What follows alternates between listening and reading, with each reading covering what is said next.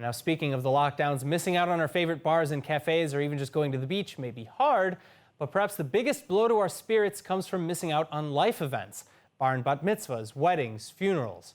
Joining us to discuss is Israeli psychologist Dr. Kamila Forkosh Lavan. Kamila, thank you so much for being here. Thank you for having me. All right, now I want to start with a tough topic, with mourning and sadness and guilt, because we've heard a lot of stories of people who are not able to maybe make it to funerals or even to hospitals to care for their loved ones, regardless of what they're suffering from, if it's coronavirus or something else. How do we deal with that? So it's a very important question because we all, as humans, we go through stages how we process things, yes? So this becomes even more important when there is a sense of loss or there's an illness or some kind of a traumatic event, yes? So not being able to feel empowered in a sense, yes, to go care for your loved one and just sit there by the side and not do anything can be very debilitating and really, really difficult, especially if at some point they will, chas v'cholila, yes, pass away. And then this guilt is just really highlighted and the trauma is highlighted as well.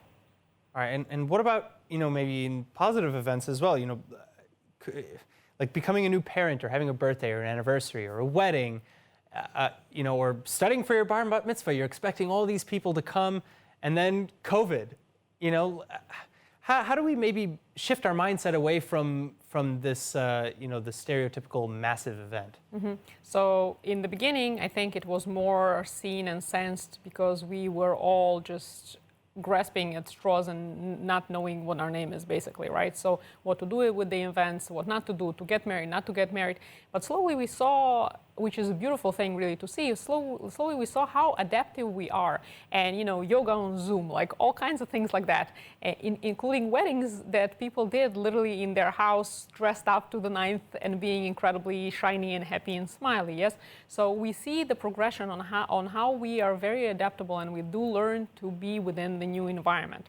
I think that at this point, it's starting to be easier for people to cope. Well, but what about, maybe the people on the guest list? How do we show support for these events and for the people we love in a meaningful way beyond, like just send the check and say, okay, hey, I was thinking of you. Right. So it's very important, again, to understand that even though you're invited to a Zoom wedding, right, and not everyone can come, so sometimes people get offended, like, okay, why am I not one of those 40 people that, arrived?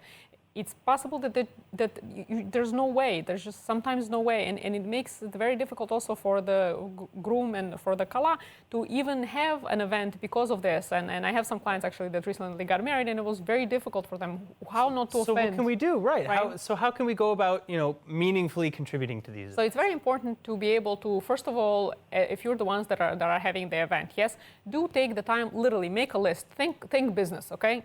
I know we usually don't think that way. Yeah, we don't usually treat our life that way, but we should in some aspects, especially because it will be way more organized. It will be not as overwhelming. You'll know what you're doing, and then you also won't miss anybody. So literally put your list of guests together as, you already probably will have it, and then make a point to call for 10 minutes, 15 minutes, talk to them, and they'll be a part of this whole experience with you. Vice versa for the guests. Make a point to call and make yourself heard.